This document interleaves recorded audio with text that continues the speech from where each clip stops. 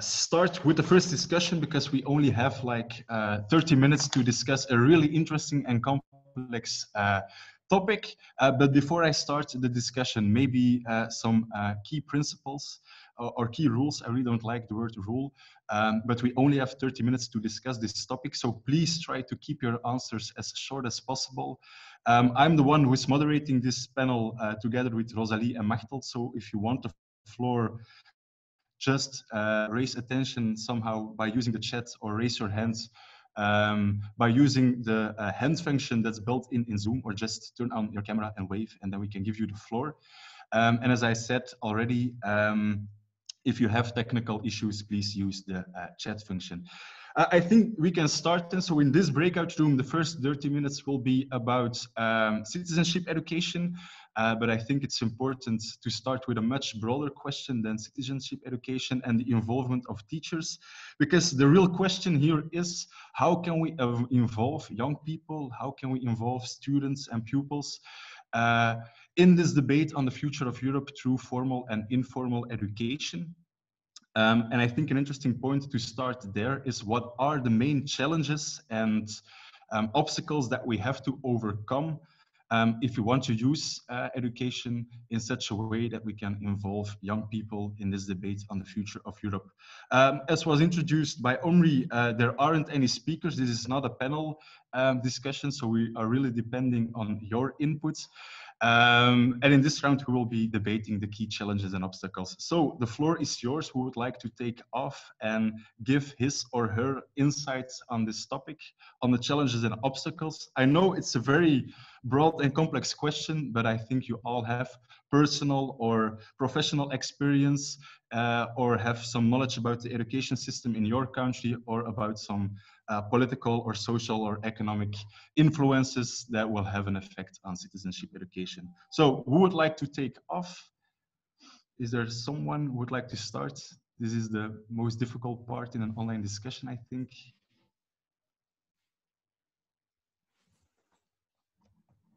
If you want the floor, you can just type hands in the chat function. I see that Arjan van der Waal wants to take off. The floor is yours.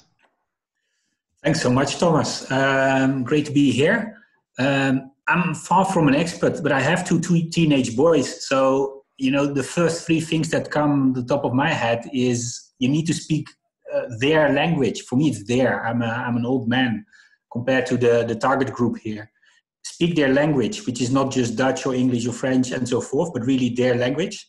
And second, find the channel to reach them and to connect with them, actually. And so that you can send, but also hear what actually they are saying, also amongst each other. And then the third one, that's at a different level, is indeed the curriculum question in the formal education. That's a big one, how we would need to find a solution how to navigate this, because indeed, as I think Machtel said, maybe it's compulsory to talk Europe in Belgium, but I don't think that's the case, for example, in the Netherlands where I live.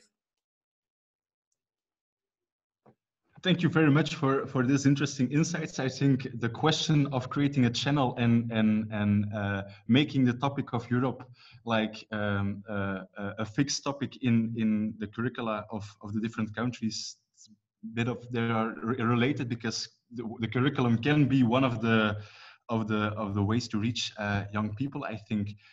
Somebody want to react or want to share his or her insights? I see that. I hope I pronounce your name correctly. Lena Rachel Anderson wants to take the floor. That is correct. Thank you. I'm in Copenhagen. And one of the challenges that we do have in Europe, not so much with younger generation, but the language. Everybody has to, be European, especially after the UK left, in another language than they grew up speaking. So we all have to become bilingual, I think, and we should make a deliberate effort in order for that to happen. And that might actually be a way to reach the young people, because it expands their world. But I think it's really crucial that we have a double identity. I mean, we already do. We have a local identity with the city or local landscape that we're in, and then we're part of a nation. And we've spent 200 years fighting over where the border should be and who should speak which language. but we don't generally see a conflict between the nation and the city. And in the same way, we shouldn't see a conflict between the nation and Europe. And so I think to promote these different layers of culture and in different languages might actually be appealing to young people if we phrase it in the right way. And also to the adults, because a lot of adults are afraid of losing what they grew up with. And I think if we promote this, and we're going to have an outreach discussion later, but as something that is added to what people already have, instead of, oh, we're going to take away your national identity from you, then it's a different story. Thank you very much. Somebody who wants to react or share his or her insights? Caterina Romano, the floor is yours. Yes, hi. I'm, I think, one of the youngsters here, so I can bring a more of a closer perspective on what the topic is. So I am actually a vice president of an association that is actually called European Young European Youth Parliament, which is basically an association that actually brings the dynamics of the European Union more closer to the pupils, and it actually has a target on pupils, so on high schools as students.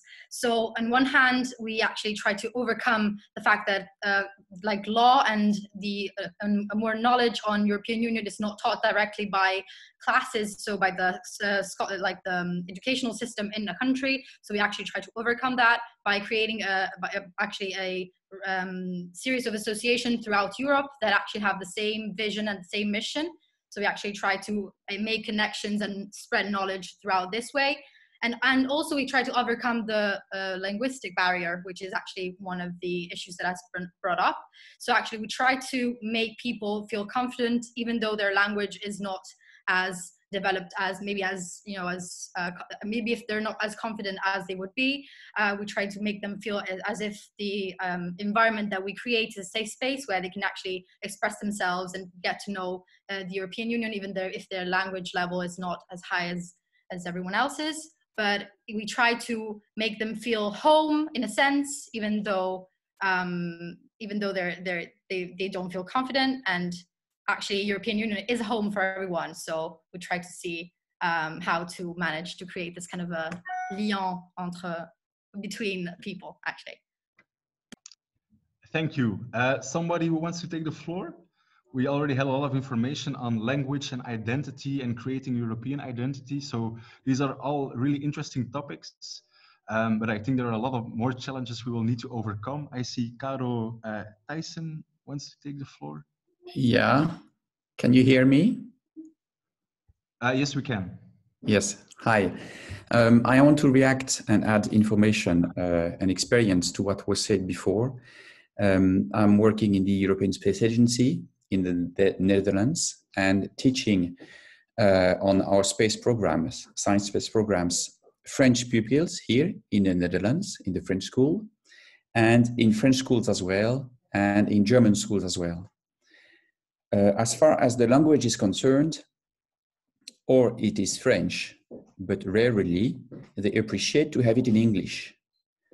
It's part of the training of the French students to hear talks into English, and they get better in English.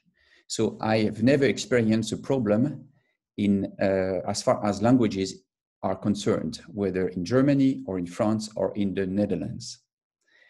Second, in the curricula, in the program, in France, it is extremely rigid. It is casted in stone. There's no way you can change that national program. So you can't step in with a topic like Europe when it is not part of the program. You have to step in with one of their topics, like physics, chemistry, environment, or literature, or you name it, and give a nice story that involves different European countries, different countries involved in nice program, whether it is something like sustainability or space science in my case. You need not talk about upfront Europe.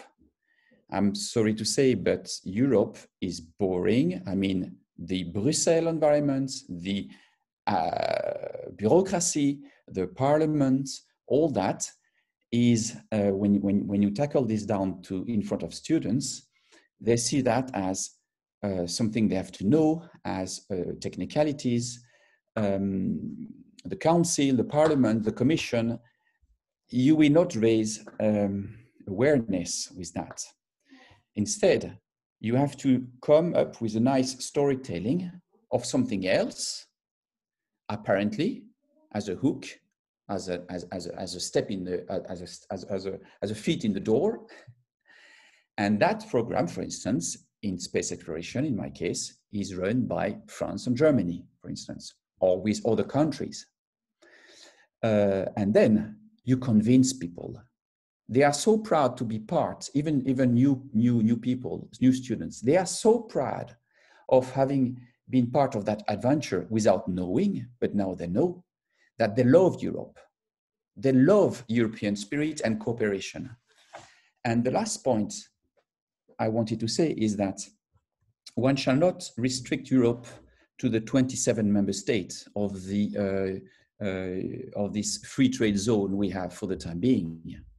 We have other Europe being intergovernmental programs, Airbus, Ariane, a lot like that, even defense programs, which are extremely nice stories, and is Europe as well. So the thing, according to me, or my experience, is if you allow students and people to be part of that adventure, and if you let them know what they were not aware about, that they are in Europe, even with the Germany, France, or Netherlands, without knowing that they were part of that great adventure, then deal done. You will convince them, they will embrace the cause, and that is very nice. Thank you very much. I think Machteld, because I saw when you said Europe is boring or can be boring, I saw Machteld explode. So I think maybe Machteld, you want to react to this statement. I completely understand it, but I think maybe there can be some different opinions on that view. So Machteld, the floor is yours. Yes, well, I also know that Caro is waiting still already a few minutes, and Jacob is also, and Pavel, so there are many people who want to react. I just wanted to say thank you, Christophe. Firstly, I totally agree that you don't always need to talk about Europe, that it can be entered through the different topics because Europe is everywhere. It's actually quite easy. And then secondly, you said Europe is boring. I would like to I want to change this because they think it is boring, but we as an organization, we give a lot of workshops about Europe, and you have this model European Parliament, for example, with Katerina, when you told, we see that pupils, they do get enthusiastic when you use the right techniques, when you use game elements, and it can be really, really interesting as well. But it's true that you can do it with the topics. That was what I wanted to say. So please, someone else can take it. Thank you. I will give the floor to Caro then. We can't hear you. I think your microphone is turned off. Can you hear me now? Yes, we can hear you. Yeah, I was also thinking about hooks, and I was trying to remember when I was much younger myself, how I actually got politicized. And that was mainly through cultural events, basically parties, festivals. And lucky for me, I was a student in Berlin in Germany. So there were a lot of solidarity parties going on that were very cheap, actually. You didn't have to pay a lot of money, not like in a commercial club. And then inside the party, you'd have like little stands or stalls, or I don't know what you call them, with people having leaflets and stickers and all this kind of stuff, basically educating us about a certain political topic. And I think that is actually a fun way. Nobody has to talk about theoretical stuff. And what was really important for me when I come to Berlin was that I really didn't have any idea about politics. And I felt a bit ashamed because Berlin was such a political place and everybody was so cool and they already joined whatever activities. But going to a party or to an outdoor festival, that was very easy. That was a very low entry level. So that's what I would propose. Okay. And then you can continue from there. Then you can invite people from the party maybe to a meeting or something like that. So keep the threshold as low as possible and build on from there. I can give the floor now to Pavel, because I see your hand is raised. The floor is yours.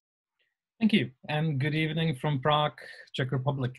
I'm Pavel, representing the National Scout Foundation. Thus, actually, you can understand that I'm more into the NGOs world.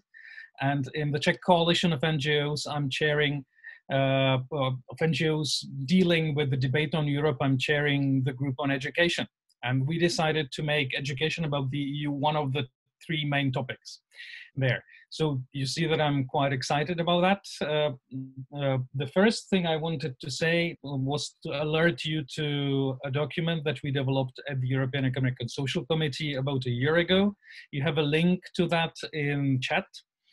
And I think that actually this gives quite a lot of ideas about both for schools, but also non-formal educational providers, on how to approach the topic and what is needed also from the political level, like the support. So I will be happy if you give me any feedback on that.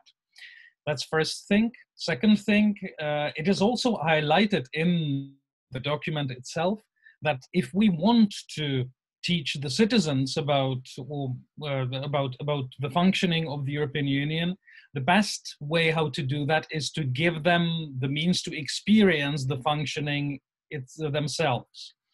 It starts with interactive sessions in schools, but it can also be delivered by NGOs to people of all ages, simply to understand not only the functioning of the institutions, but also giving practical examples. What does it mean to live together in Europe? Thank you very much. I will pass the floor now to Jakub, and then afterwards to Ian. Right. Let's see. Can you hear me? We can hear you, yes. Okay. Sometimes just hearing me is a problem. So my name is Jakub. I represent the Circle of Sustainable Europe. We are a Dutch organization, but I am a person who is responsible for citizenship affairs in our NGO. Also, I have quite a little bit of experience in youth advocacy on Brussels and also a little bit Dutch level. And what I can say, that very big problem is that usually young people don't want to hear about politics itself, but it doesn't mean that they are not interested. They are just disgusted with people who are representing them in politics. Because what I observed that even from myself is that usually national politics is basically like a mud play, like mud wrestling kind of. Everybody is bringing out different kind of dirts on each other. There is no cohesion, and also with the social media that keeps polarizing society more and more. But the core issue on European level is that there is no competent decision makers who would be actually able to present a coherent vision of where Europe should do. Because as long as I've been in European affairs, there's constantly crisis after crisis after crisis. First, we had the Euro crisis in 2015, then we had migration and refugee crisis, then there was another sovereign debt crisis, and so on and so on. So the big problem is that when we are looking up to the European Commission for the solutions, European Commission is usually not able to present the solutions or just give any directions or present coherent vision for the future. Because we are talking about future of Europe in a European sphere for at least 2 years. Like first, it was already happening during the previous commission when we had structural dialogues on this and that. Now we are preparing to the conference on future of Europe. But earlier today, I was participating in the call with representation of European Commission and also a couple of other people. And what we heard from the European Commission is that they have no really direction when they are going to start with the conference that was supposed to launch sometime last year. So the big problem is basically lack of proper leadership on European level, and trying to convince young people to this, well, it might be relatively difficult, but already somebody here pointed out that basically people just need to have their voices heard and then presented to somebody who actually can make these decisions. So that's it from my side. Thank you for listening. Thank you. I think you touched upon a really interesting point, that there is a need for a vision on the future of Europe. But an important question I want to ask then is, what's the role of young people in this new vision, and should they be able to take up a role in this debate on the future of Europe? Or do we leave this responsibility with the political leaders who are failing now to express their vision? I think that's an important point we have to discuss, as well. But I saw that, I have to scroll back a little bit. Ian had a hand raised in the chat function. Hello. Good evening, we can hear you fine. So the floor is yours. I'm from Berlin, and well, from Ireland, but I'm living in Berlin, so living the European life. And I can confirm what Caro said, Berlin is quite a political city. Well, it still is. And I think, yeah, we need things like Erasmus, not just for students, but for everyone. Everyone should be able to spend time in a different country and be financially supported while doing so.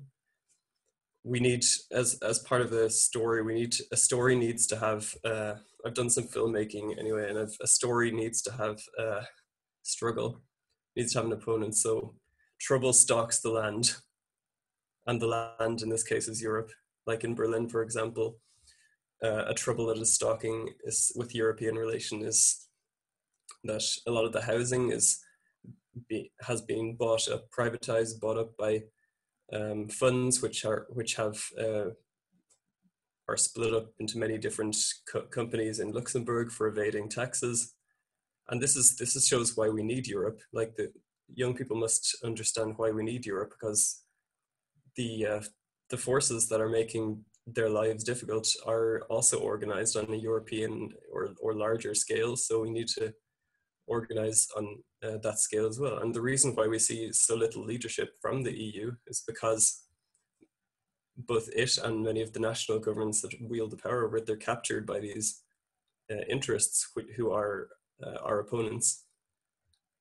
So I think the task for young people is to organize and to build the relationships necessary and the organizations necessary to challenge these political leaders and the interests that influence them.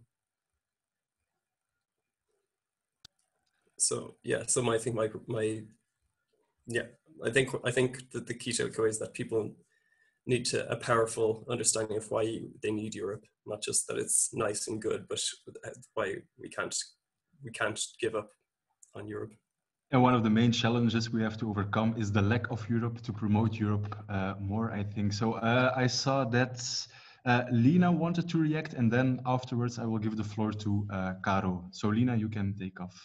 Thank you. Yeah, I mean, one of the reasons we do need Europe, and it relates to what Ian said, is that the challenges that we're facing as democracies are multinational companies and tech giants, and they're too big for the national governments to have any influence on them, and we need to coordinate the taxation and so forth.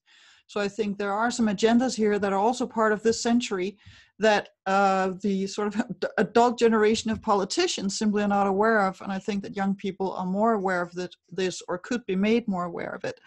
And then I have a very concrete suggestion for education in the EU, because we have this traveling between Brussels and Strasbourg every month, if we just kept the people in Brussels and then spent the money on a great university or youth education and brought all these young people to Strasbourg from all over Europe, I mean, we would both have the money and the place to do it, and we would save people's time and energy on all that traveling. So I think, I mean, we need a story about who we want to be, and we need places for people to actually meet and be together. This is great. Soon we hopefully can be together in meet space again. But we also need to invest in those places. And I think that's one of the things that the EU started as a trade organization, and it did not start as a cultural project. And that was a mistake. Thank you very much. We only have 4 minutes left, so I will give the floor to Caro and then to Jochen, and he will have the last word, I think, because then we need to move on. Caro, the floor is yours. Yeah, just quickly, because that's exactly what I was also thinking. Like, if we talk about citizen assemblies, it probably wouldn't be so difficult to have a youth assembly, because we have all the schools in Europe and we have all the education ministers in all the different countries. I thought, well, they're maybe not the ones to approach, but we also have like education unions, I'm sure. At least in Germany, we have a union that is specialized on education, and maybe it would be possible to, but we would need money for that. So I totally agree with Lene there. We could approach the unions and have an online questionnaire and approach all the school students from a certain age onwards and ask them, what do you want? And how do you want it? And how do you want to participate? And ask the young people directly. But that's a lot of work, I guess, and needs money. But yeah, anyway. But we can dream about the future. Jochen, you will have the floor now. Okay, hello. I'm a teacher, so I think I'm in the right breakout room here. And especially Lene and Caro were pointing out that we need to dream and we have to talk about big ideas. The first speaker, Arjen, said that we need to find a language, we need to find stories.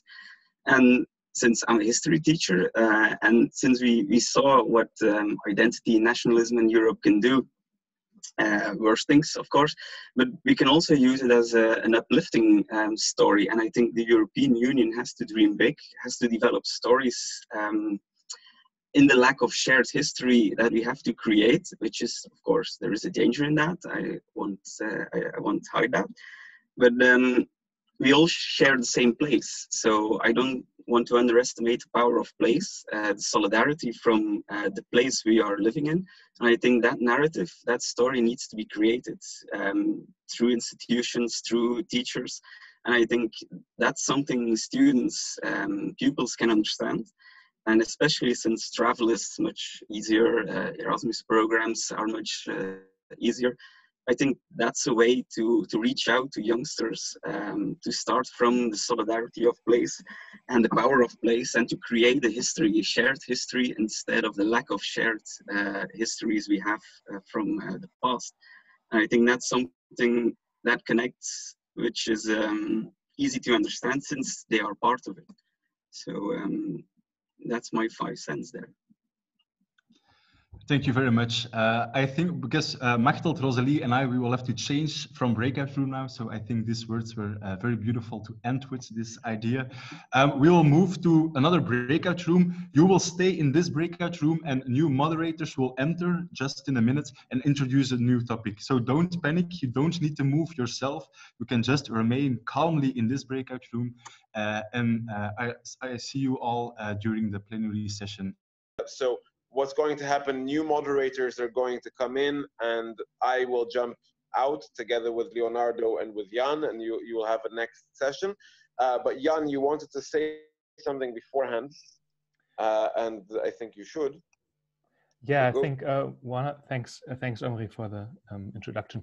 I think one of the challenges to political participation, especially for groups which are not usually interested in politics, is that we just don't have path.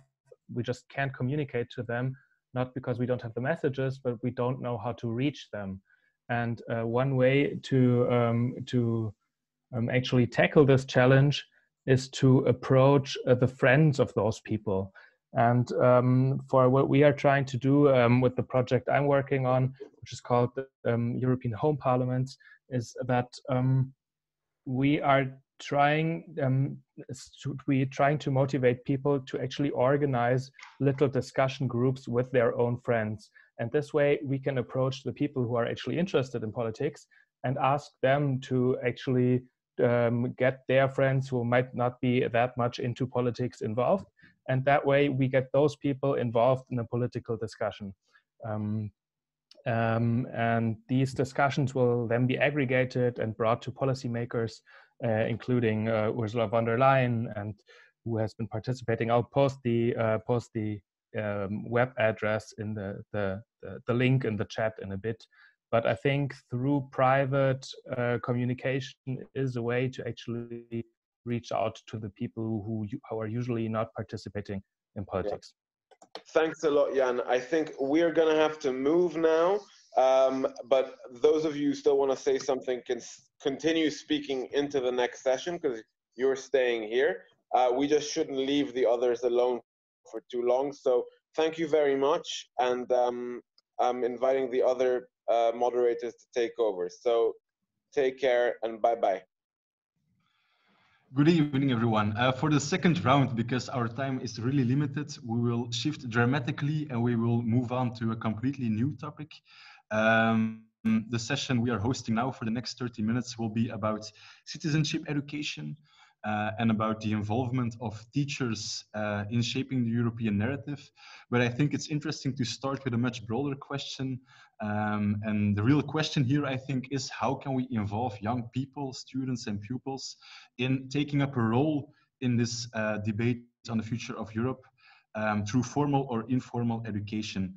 We just had a really interesting discussion on the challenges, but there were also a lot of other ideas and other views that were shared. So maybe, but I'm looking to Rosalie and Machteld now, we just can start over with the challenges and see where we end, because I think the input is very diverse.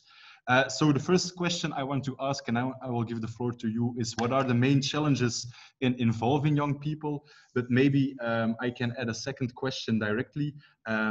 How can youngsters be better involved in this debate on the future of Europe through education, formally or informally? And another important question is, what do teachers or schools or organizations need if they want to mobilize and engage young people to take up this role? A lot of questions, a lot of interesting ones, I think, and a lot of complex ones. And we only have 30 minutes, but I hope the essence of this debate is clear. And I can give the floor now to somebody who wants to share their thoughts. I see that Daniela raised her hand, so you can take the floor if you want.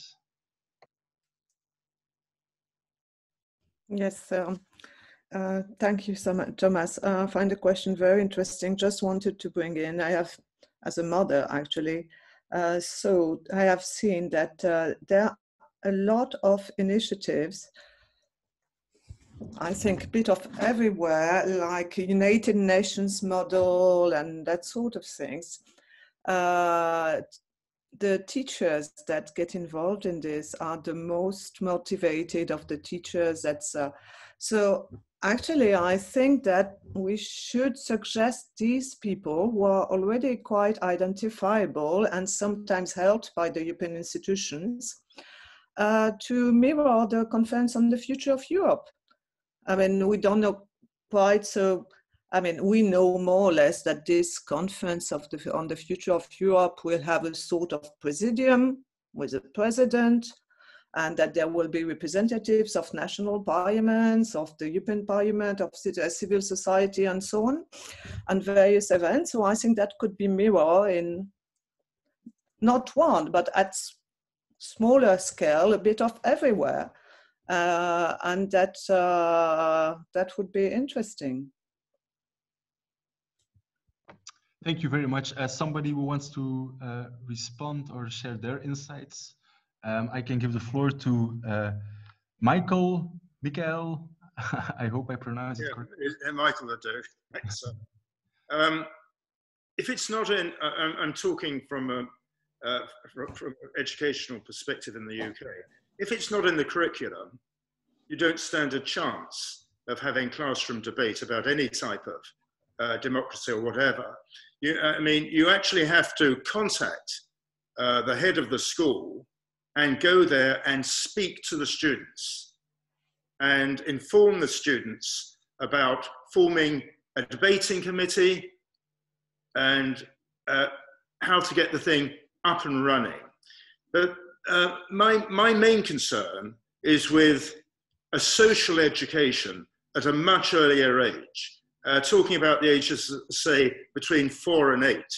I think it's crucially important that children grow up and feel themselves part of a group. Because in the UK, we're very keen on educating for the individual, and it leads to any amount of problems. If you educate for the individual, you end up with polarization, people walking in all sorts of different directions. And this is one of the problems we have in the UK. Our education system is absolutely archaic. And if we had something more along the lines of a social education, so that you felt your position within a group of people, we'd have a much more mature society.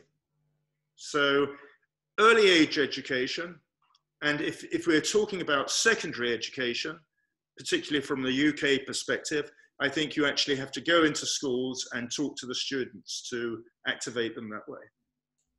Thank you very much. I think an interesting question is then, how can we enable teachers in such a way that they can promote this idea of solidarity as a weapon against the raising individualization of young people? But I want to give the floor first to Julius, because your hand is raised, so you can take the stage and share your opinion. Pardon me, I forgot to lower it. I'm sorry. Okay, no problem. I see that I almost can't pronounce it. Andras, is that your first name then, or? Second, it's Hungarian. Danish is the name. Okay.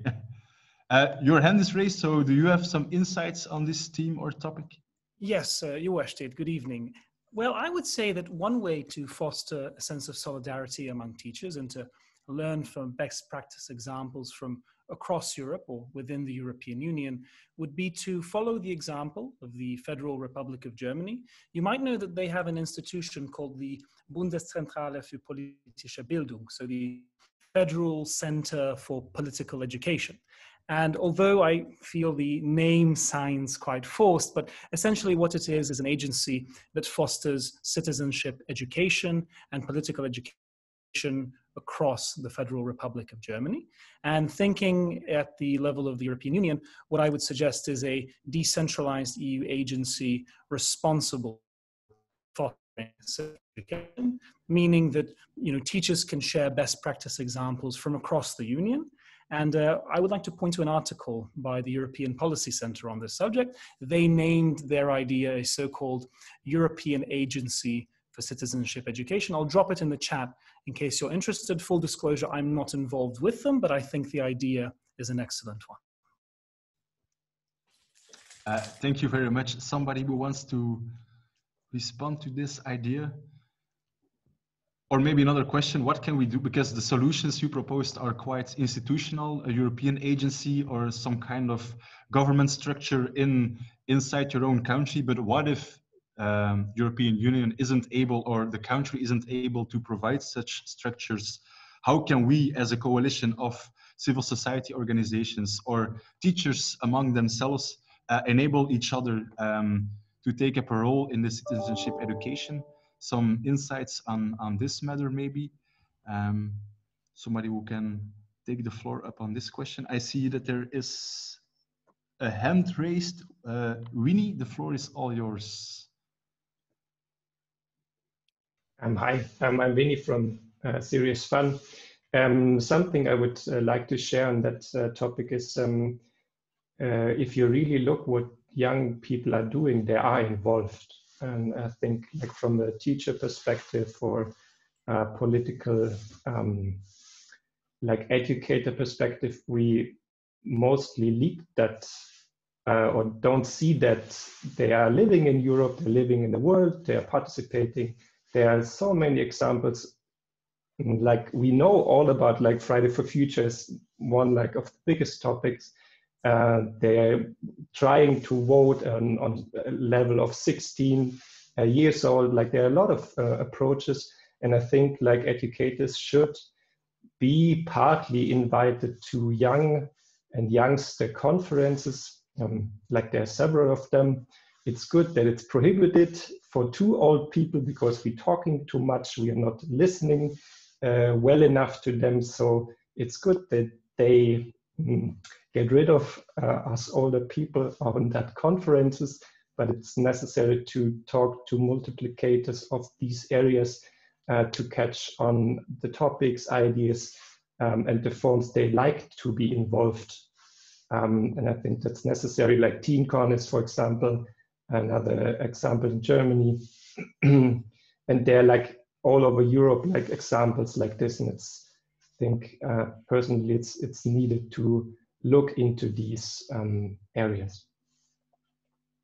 So involving teachers and young people in the same discussion, or did I understand it correctly? Because I think, Machtel, that's exactly what you are doing with the EPAS program. So I don't know if you have some insights on the success story of this program, but it's exactly what we are doing there. So yes, I was looking at the article that you sent in the chat because I was really interested about what was being said there. So thank you for sharing that link.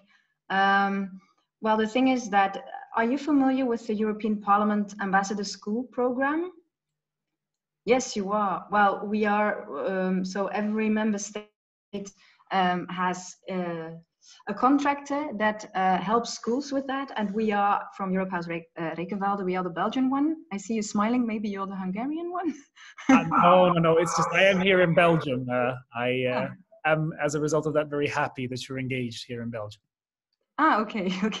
Well, what it does, the program, is that you have in every school senior ambassadors, these are the teachers, and junior ambassadors, these are the youngsters.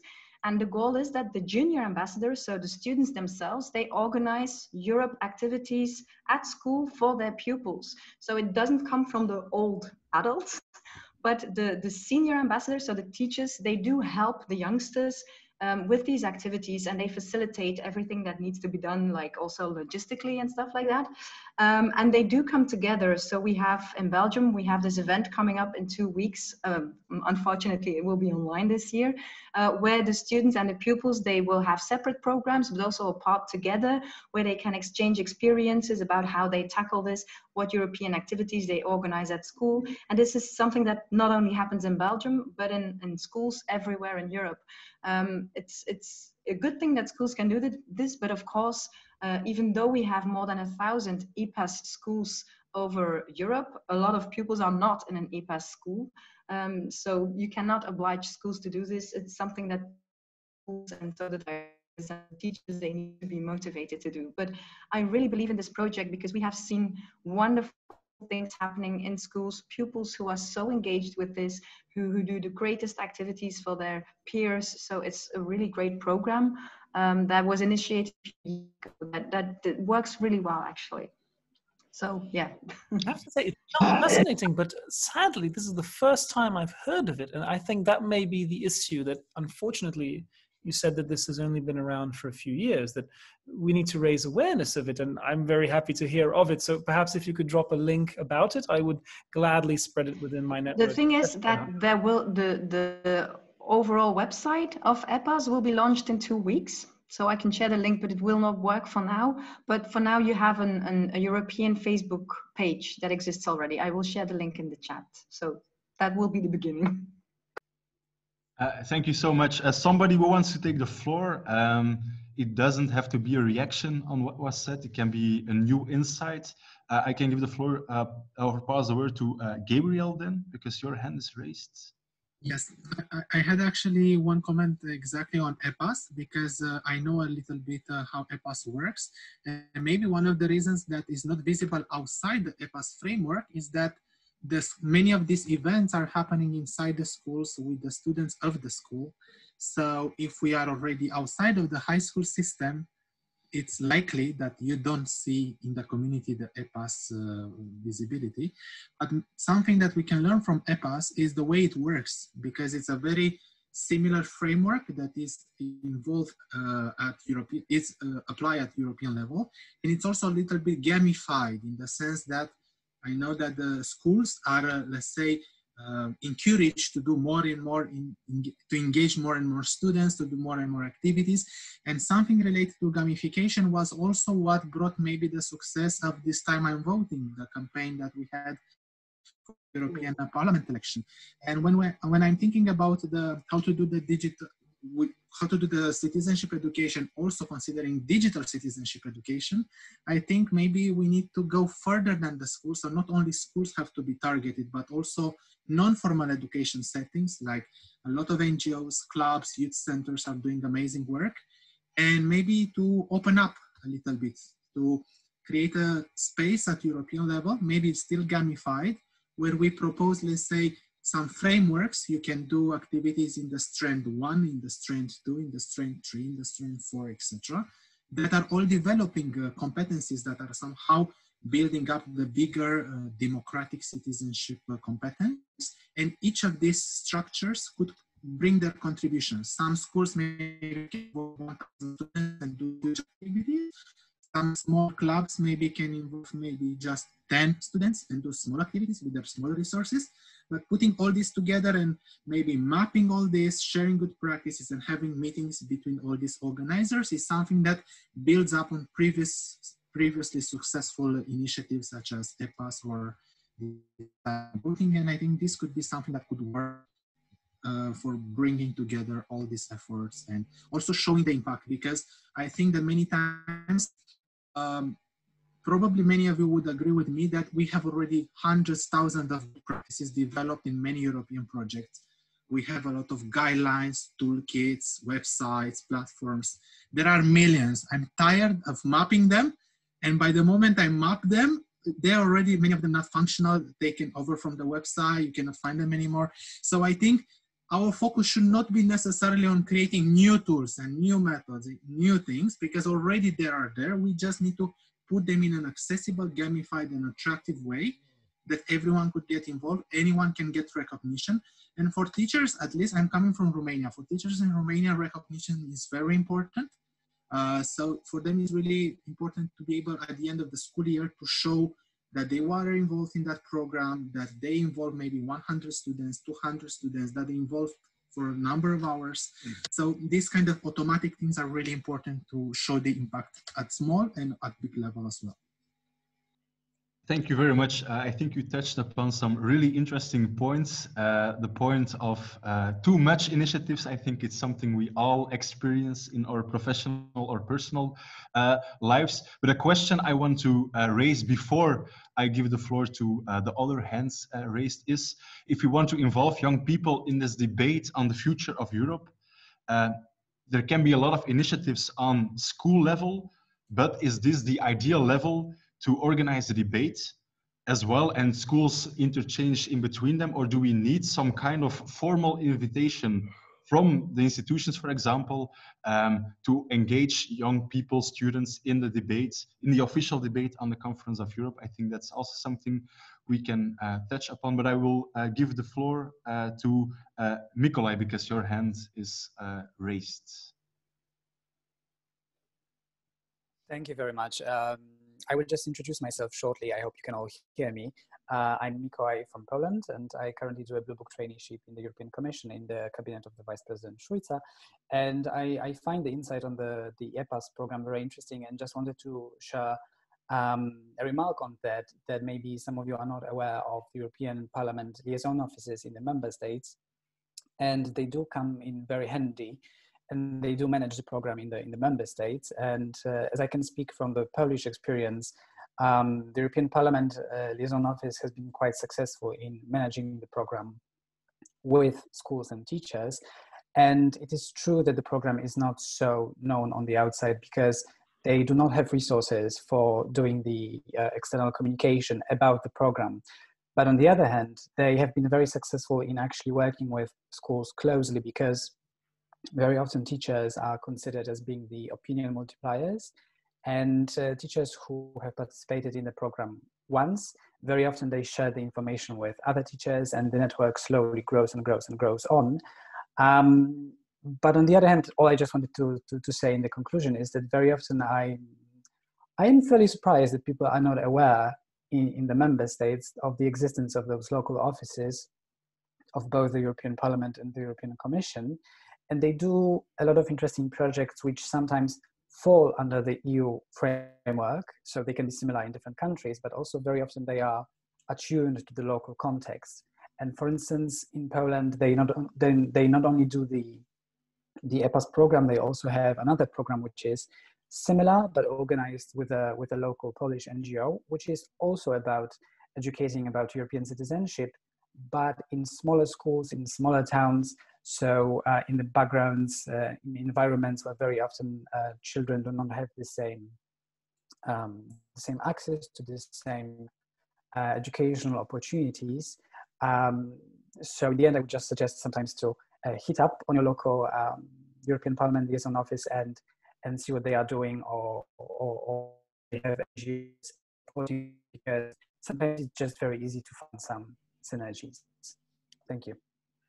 Thank you very much. I will give the floor now to, I'm confused again with your name, Dines, is it right? Yes, and then I will move on to the correct. other hands. Okay. The floor. Dziękuję, Mikołaj. I wholeheartedly agree with you. I studied Polish, that's why I know a little bit. And I have to say there's an amazing NGO that I want to point out to you in Poland. It's the Centrum Edukacji Obywatelskich, which means Center for Citizenship Education. And I have to say that we do need to reach out to NGOs, and we do need to cooperate with, for example, European Parliament liaison offices. And let us not forget that Poland is one of those wonderful countries which has not only a European Parliament liaison office in the capital, Warsaw, but also one in the lovely city of Wrocław. So the regions are quite close as well. And I have to say mulțumesc to Gabriel for mentioning gamification. And here, could I just mention one idea to answer Tomasz's question? Do Dubravka Šuica's team need to send out a formal invitation to young people? I would say yes, of course, young people should be involved, but I think you should also go to where young people are instead of waiting for them to come to you. And as you know, we're all locked in the pandemic. Many people are gamers among young people, myself included. There's a PS4 right behind me. And here I have to say that there's a very interesting new tactic, which is politicians using a platform called Twitch, which is a platform where you can stream what you are playing. And to give you one specific best practice example, regardless of what you think of this individual's politics, Alexandria Ocasio-Cortez once hosted a Twitch event. It was a Get Out the Vote event, and she got 430,000 people to tune in for that event. There is an MEP, Timo Völken, here in the European Union. If you go on his European Parliament webpage, you will see that he lists his Twitch account next to his Twitter, Facebook, Instagram, LinkedIn. And I'm going to drop a link from the European Campaign Playbook, written by the folks who ran the This Time I'm Voting campaign that Gabriel mentioned regarding this platform. And I highly recommend utilizing this Twitch platform in the future for you. Thank you very much. Maybe in the future we will see Ursula von der Leyen use Twitch to promote her campaign. Not sure what's that gonna give, but I will give the floor now to Julius, because your hand is raised as well. Yeah, just wanted to chip in on that one. At the Young European Federalists, or JEF Europe, as it's also known, which is our European umbrella organization, we are running a program that is called Europe at School. Again, because we are a federal organization, it has different names in different countries. So you might actually have come across it with a different name than Europe at School. For the French case, for example, it's Europe par les jeunes, and other versions. And this is actually quite interesting because I can fully resonate what was said here, that unfortunately certain topics like citizenship, education about the European Union, the importance of democracy and so on and so forth are not really taught at school. So the awareness for that, unfortunately, comes from outside, comes from NGOs, comes from people like us that go into schools and give those workshops.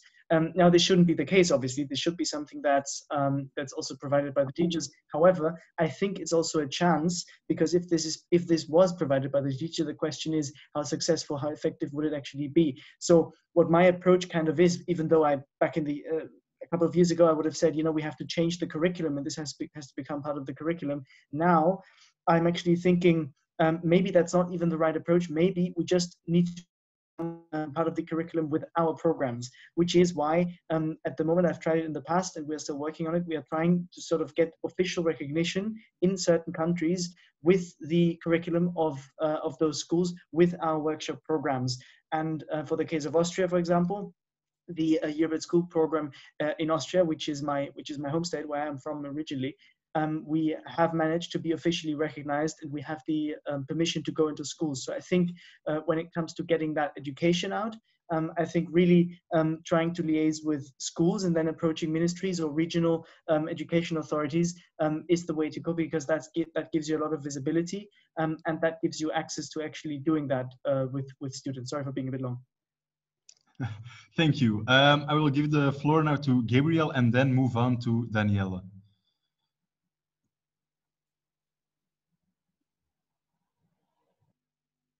If it's me, I'm good. I didn't raise the hand. I thought maybe it's a second Gabriel as well. No, your hand is raised, but you don't need the floor. Okay, I will pass on then to Daniela. Yeah, thank you, Thomas. So just a little remark regarding the programs that are already existing. Yes, there are information offices of the European Commission and the European Parliament, and they're organizing a lot of things and prepared to respond to a lot of demands. The thing is, and this is where there can be a very big synergy, is that within the institutions, and especially everywhere actually in the institutions are quite shy because they are always trying to avoid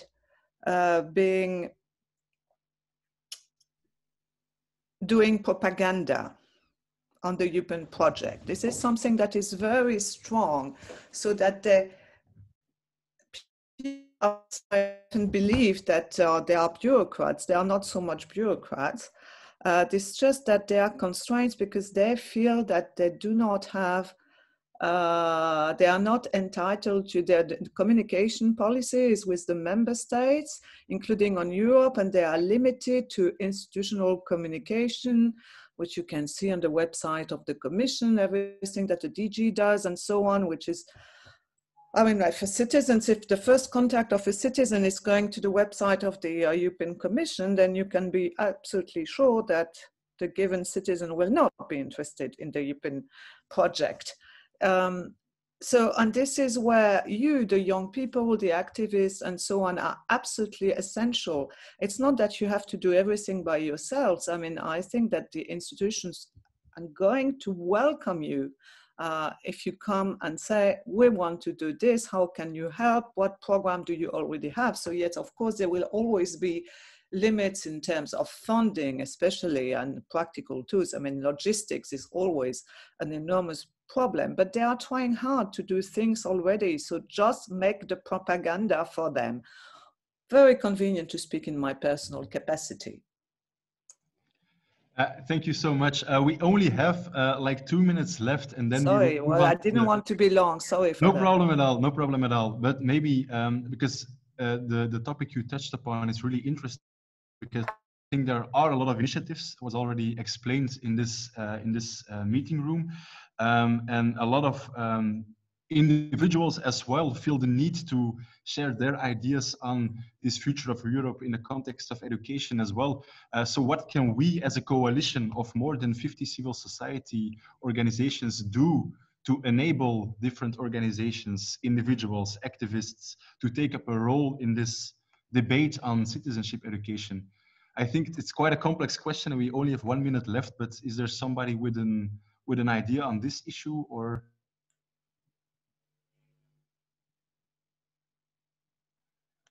Because I think this is the question we need to answer because we as a coalition really want to build further on the ideas that were shared here.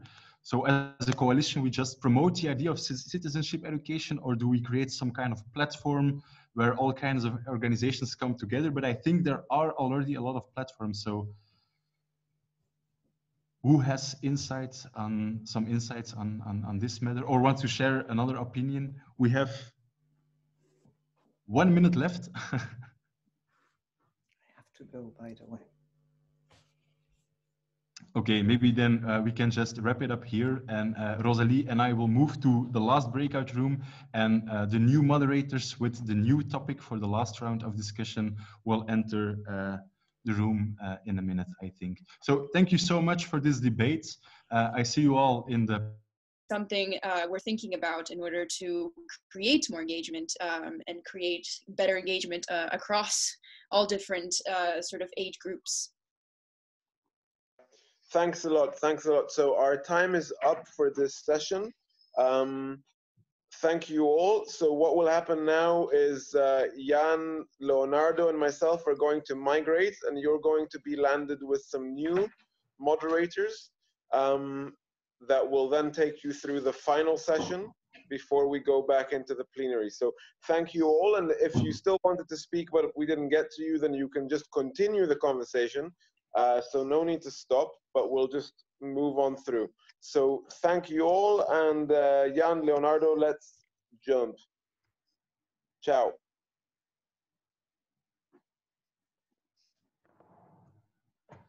Good evening, everyone, and welcome in this last round of the debate.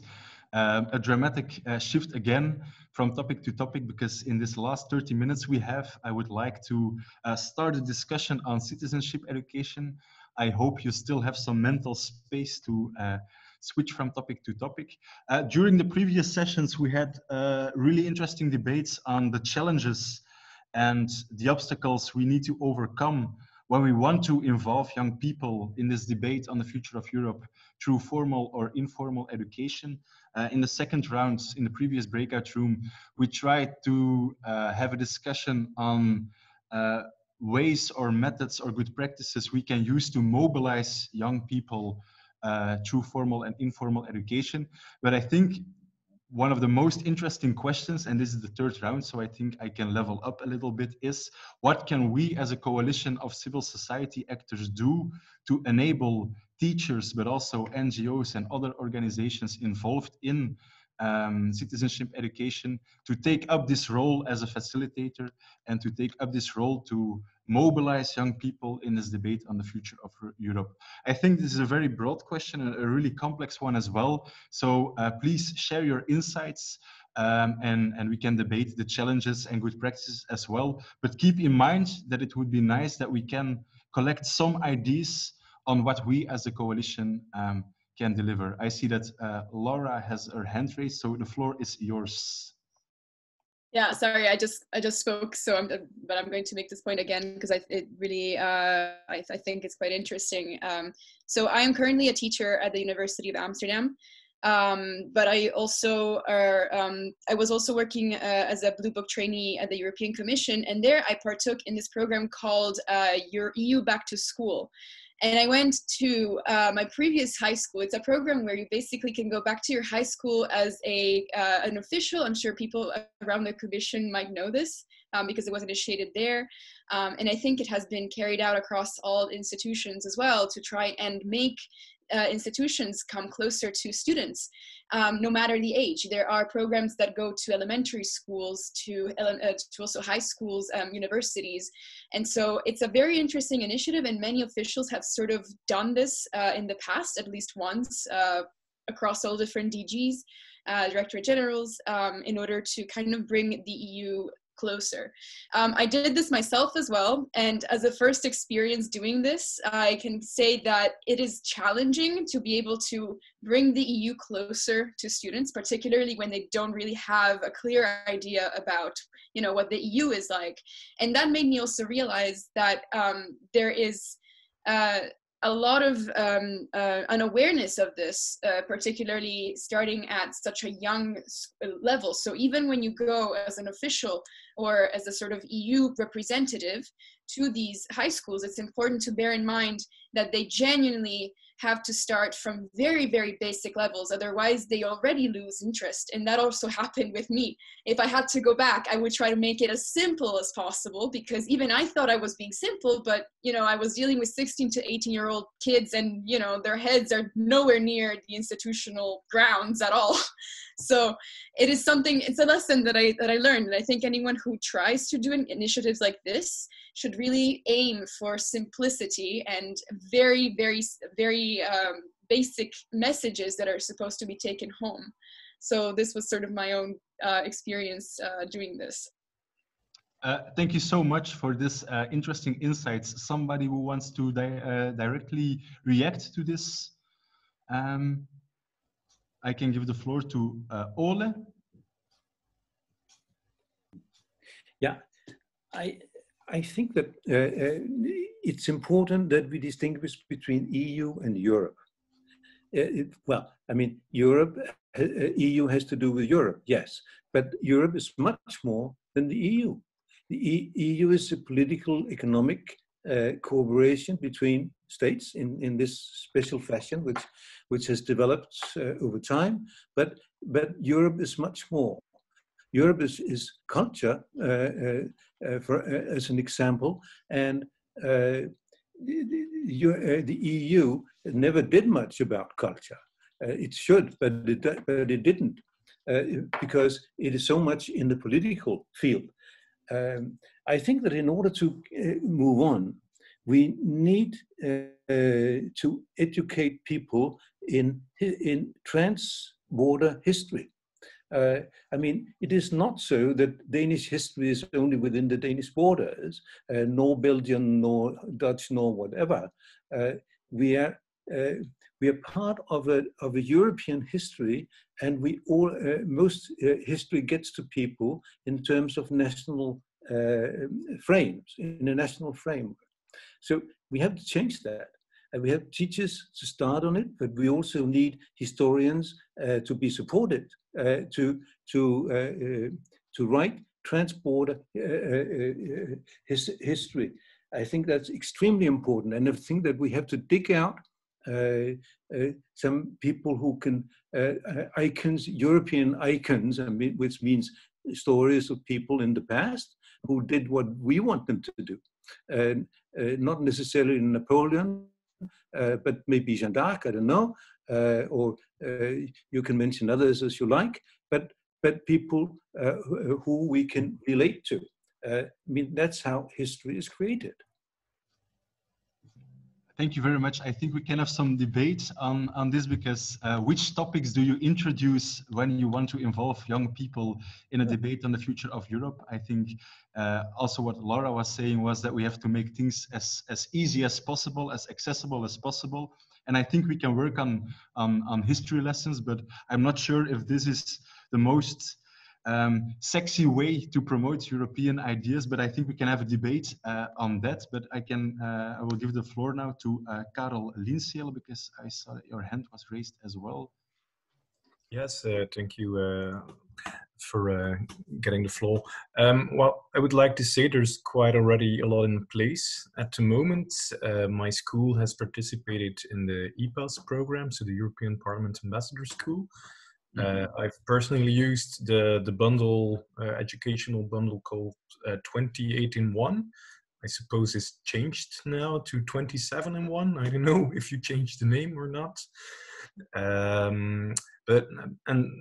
Well, I think that's one way to get educators to participate in this, to get them involved, to get them active. But I think another way is, well, something I did personally. I did the European Solidarity Corps when I was young. when I was 26, I think. Back then it was called the European Voluntary Service. Personally, I did this, I worked for a scout organization in Sweden, but all the others, all around Europe, most of them worked in schools. They did after school programs. And that's how they came in contact with young people, local people from their age. And that's how they got to know the local culture, Swedish culture. And the children at the school, they got to know the European Union in a really practical way. Like, hey, that cool guy from Italy who learned us how to play this fun Italian thing. Or he learned us to eat this really nice French dessert. I think that's probably the best way to get in contact with Europe, to have interpersonal connections.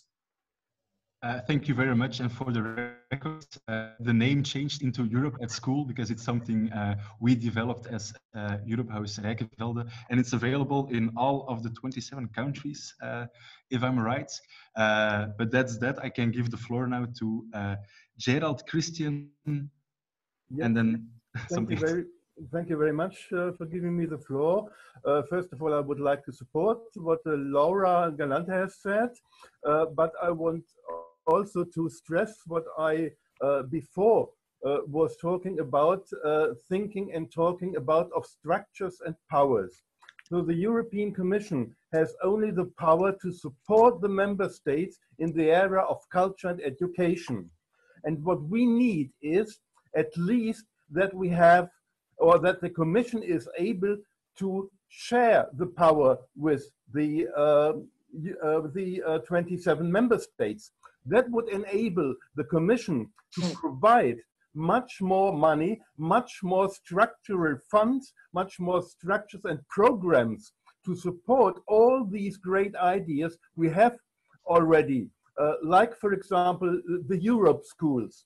We have in North Rhine-Westphalia around about 200 schools which have decided to have a special European idea on their educational work. And all these schools we have also in the rest of Germany, but also in other countries in the European Union, they could have much more benefit if the European Commission would have the possibility and the power and the money to support them. That is what I am trying to keep in mind and to urge people that we need also those structures who enable our work in the idea of education, culture, etc. Thank you very much. Thank you very much. I think this is something we can, or I hope that this is something that will be discussed during the conference on the future of Europe. It is very important that we put this question, this issue on the conference on the future of Europe. That is very, very important. And one of the sub-questions then I think is, do we need some kind of official involvement of educators or of young people in this conference on the future of Europe? But that's another point of discussion we can go further on in a minute, but I will give the floor first to Tony. Tony Czarnecki, thank you very much. I would just like to link to the previous statement that we really have to link our activities to what is coming and what is on the plate. That is the Future of Europe conference. Now, we have wasted essentially 1 year, no decision has been made, and the European Commission and the Council of Europe is essentially sitting on the fence, not knowing where to move forward. But anyway, if we want to shape the future of Europe as citizens, it is from us to propose how we are going to do that and how we are going to influence the decisions of the Future of Europe conference. Unfortunately, I will not be able to enlighten you with my short presentation that I have prepared. It's about 10 minutes, but you will be glad to know that it's on the Assemblies website. By the way, I'm speaking from London. I've got, I think, quite an experience in citizens' assemblies and the federation. I've written 4 books on the subject. But more important is that I'm a pragmatic man. So this is a brainstorming session, but in the end, it has to end up in concrete proposals and work on the ground. Somebody talked about involving almost anybody, sports clubs, schools, anybody, into the European project, that people live Europe day by day and not only their country. We have to think globally as planet Earth citizens.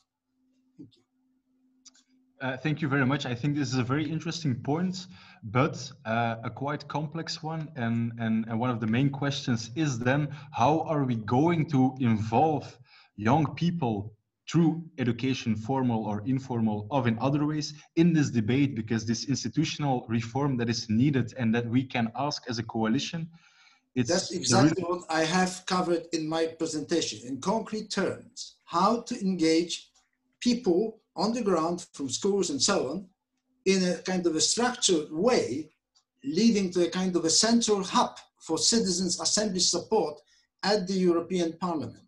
So it's all there. Anybody interested, I'll send a chat in a second, so you can go there. Thank you.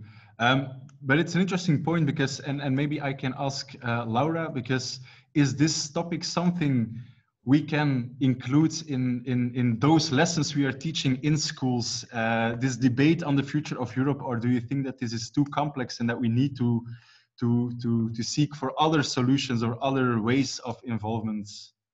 Well, like you said, it is very complex, but it is definitely worth at least attempting to include in some way or in some shape or form. I mean, universities have entire courses dedicated to European studies and to European history, but I'm pretty sure that if we included, I'm personally very for this, if we included some aspect of European education in a high school degree.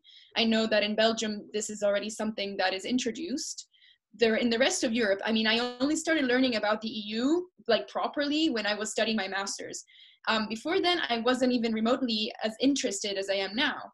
But I think, and it made me realize that it is something that we should definitely introduce. And I would really love to see my students as well engage in a more, you know, at least, of course, the ones from Europe, engage in a much more European debate than more of a national debate.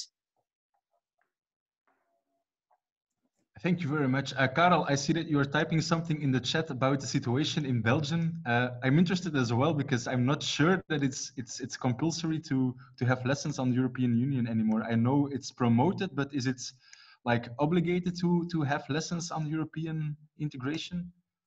Well, yeah, actually it is.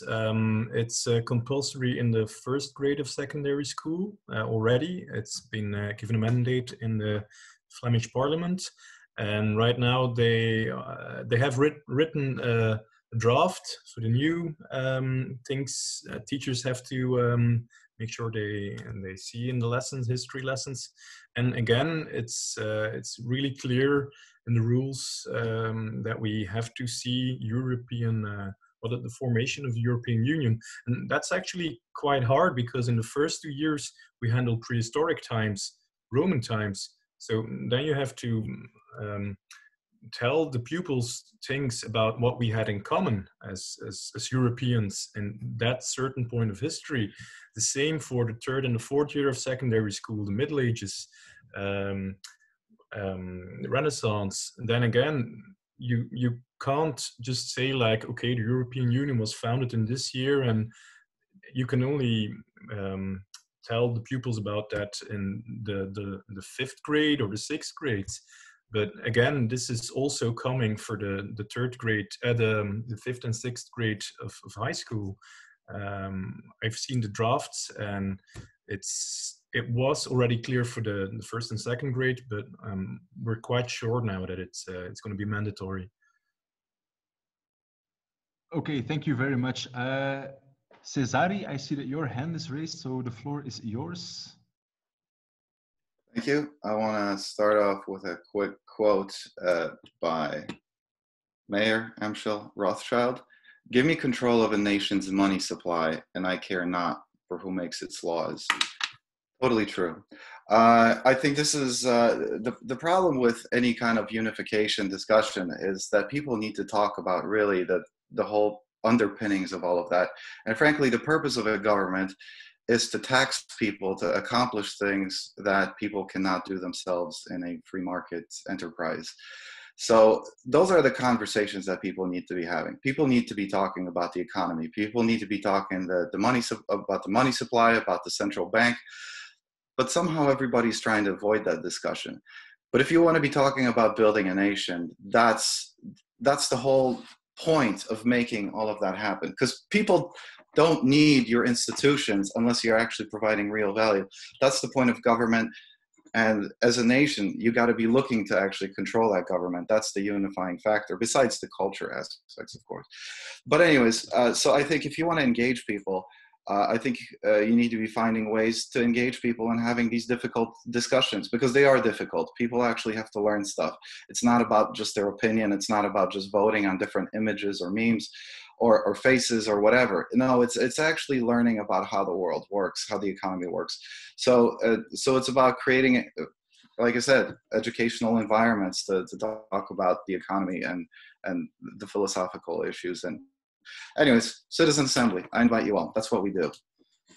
Thank you very much. I think your point is very interesting, but a bit radical. So how do you see the translation of this idea to an educational view? And a second question then I think is quite important is, what do teachers need to include such ideas in education, for example? Because I can imagine that for some teachers, it's just too much to raise this kind of radical views on democracy and on institutions. And well, if I may continue real quick.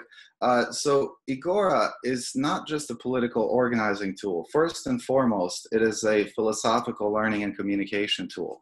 It is a place where people can put forward their most substantial, most meaningful ideas and bring them forth for discussion with their fellow citizens, so people can actually unite around the ideas that they find important. And so as people do that, educational institutions, frankly, they need to incorporate that. I see Agora as being a classroom tool, facilitating education. It's not just about our societies organizing their ideas, but various communities doing that as well, including facilitating classroom discourse and just having like a microsystem of information. So anyways, we're offering a tremendously powerful educational tool that I think needs to be integrated with the classroom environment too. And that's going to be completely transformative. We're already seeing that with the small community that we already have. Okay, thank you very much for these insights. As somebody who wants to react or bring up something new, we have, I think, 5 minutes left. So still some time. I can imagine that you are all very tired, but okay, Hendrik, the floor is yours. Yeah, thank you. And I will pass the words to Hannah. Yeah, thank you very much. I have 2 points to make. So I'm Hendrik. Hello, everyone. I'm speaking to you from Brussels, and I'm working for ECHAS, the European Citizen Action Service. And on the one hand, I think that indeed citizen assemblies can be a good way to bring people on board that might not have been on board before, and by this also making them experience and learn about democratic and policy-making processes that might have been more abstract to them if they would have not been part of such assemblies. So that was my first point. And my second point is that I wanted to share with you, and I'm happy to send the link in the chat, an initiative that is currently going on called Values Unite, and it's about citizenship education on the European level. And this initiative calls for the establishment of a European agency for citizenship education. So this is something very interesting to look at. We in ECHAS, we are also engaging with this to the extent possible for the moment, but I'm happy to send you the link. So if the topics are of interest for you, you might be interested to look into that deeper. Thank you very much. I think an interesting question then is, should this agency be responsible for the different curricula, or are they just like influencing more in an informal way? I think that's something we have to keep in mind. But absolutely, before we can discuss this, I will give the floor to Hannah, and then we can come back to this issue. Thanks. Yeah, I have 2 points. One regarding the aspect of formal education, because yeah, we're talking about curricula and stuff. I'm from Austria, and it's big discussion about including political education much more in history lessons, or rather establishing political education as a separate subject. but this hasn't happened for most forms of school. And I think it's a very interesting discussion about how other countries do it. This is to the topic. But to say, in a few years ago, we we lowered the age of voting to 16 in Austria. And when they were looking at how 16-year-olds, in general, young people are motivated to go and vote, they found out, I mean, it is in a way logical, but still interesting, that when political education happens in school, the thing that triggers young people the most to go and actually then vote was either if places like our parliament or places where decisions are being made and that are really shaping places, teachers go there with their students and they actually experience these places. And the other point was like all of these role games in the way of acting out parliament settings, in the way that they are in a position that they can see how decisions are being made. These things, I mean, we know, I think, that there are different methods that are better or less good, but still, I think it's very interesting that there was an actual completely clear influence on the way that not only young people voted, but also before that young people took part in campaigns towards voting at a young age and so on. So to conclude, I think it's important to just think about not only that we have political education, but how we want to have it, because it makes a huge difference. And the second point, just very short, about non-formal education, because Karel also mentioned that you were doing a Solidarity Corps experience. And I think just one important thought is, I think it's so great how many initiatives we have to participate, like through Erasmus and so on. But I think it's a huge problem from my experiences that it's still a huge bubble. And I think if we don't manage to find methods to get out of it, it's not, of course, useless. We always get a few new people in, but I think it's not the point. And I totally agree that feeling an experience like that makes you feel European. And that's one method that just works. You don't have to teach that much. It just works much better. So, yeah. Thank you very much. I think you brought up some very interesting points, because this issue was also raised during the previous sessions. There are a lot of initiatives. There is a lot of material that you can find online. Some are better, some are completely shitty, as I can use those words. So it's an interesting question, again, because you're talking about a bubble as well, the Erasmus bubble and the Solidarity Corps bubble. Is this something that can be organized in an organization that's called the European Agency for Education, for example, and should they define those ways of teaching, the best ways of teaching, Hendrik, because I think that was something you wanted to touch upon. Is this a European, or should it be a European responsibility to define how citizenship education should look like? Yeah, it's a very good question. And just as a disclaimer, so I'm not involved in Values Unite. I just wanted to share the initiative with you because I think it's great.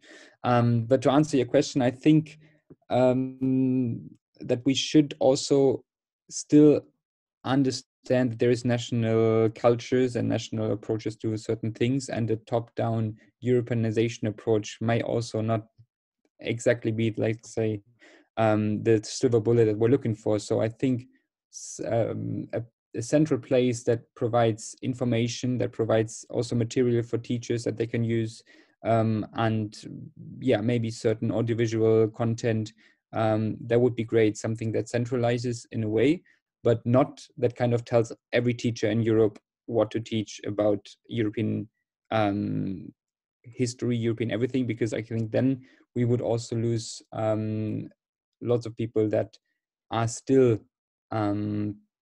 building their identity a lot on their national, and might feel rejected and might not feel the sense that you can have a European and a national identity, and a regional and a local, whatever you have. I think that's a very important challenge that we will have to overcome. And Ole, I see that you are unmuted. So do you want to respond? Because you were talking about European history lessons. So maybe you would like to share your insights on this matter. Should the European Union define what history lessons should look like, or should this be a responsibility from the member states? No, I don't think that anyone should define what history lessons should be about, except let teachers find the material that they need, but let others produce material which they can use. So that's.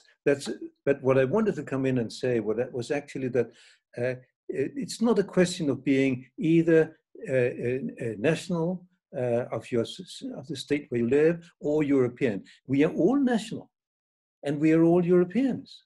It's so simple. We have to realize that, and somehow the nation-state idea has been so strong that it has killed the idea of us being Europeans. Well, we've been at wars, etc., etc., etc., but the culture we live in is basically European. And that's where the identity question comes in, and where history comes in. I mean, where did we get the ideas from which we are discussing now? Where did we get this idea of equality and democracy and God knows what? And music and art, etc. Where did it all come from? So most of it is actually European.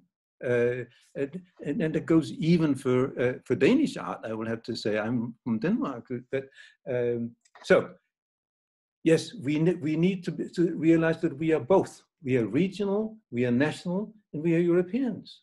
We're also members of the world, but we can't organize so well in that entity because we don't have possibilities for a worldwide democracy, but we have possibilities for a worldwide Europe where we can live and develop ourselves and our ideas. Thank you very much. We only have 2 minutes left, so there is room for one concluding remark, and I feel that I should not be the one who's giving this concluding remark. So somebody will want to respond or share a last idea on this topic. I don't see any hands.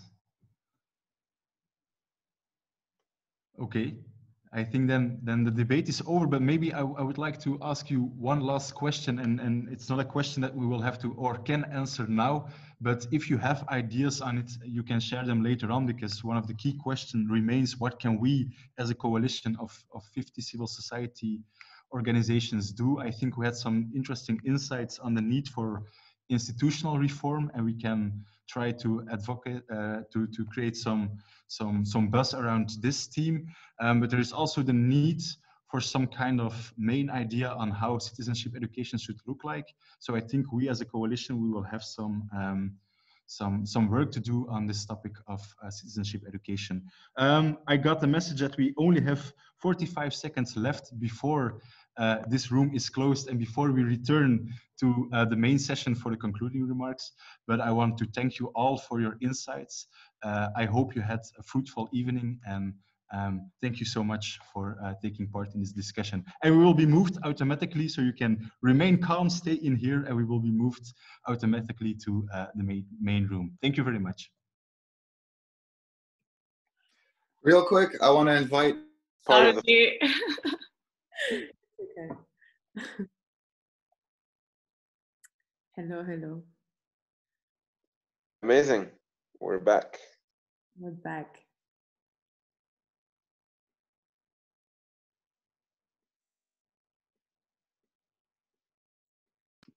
I'm gonna start the recording, Sundus. Okay.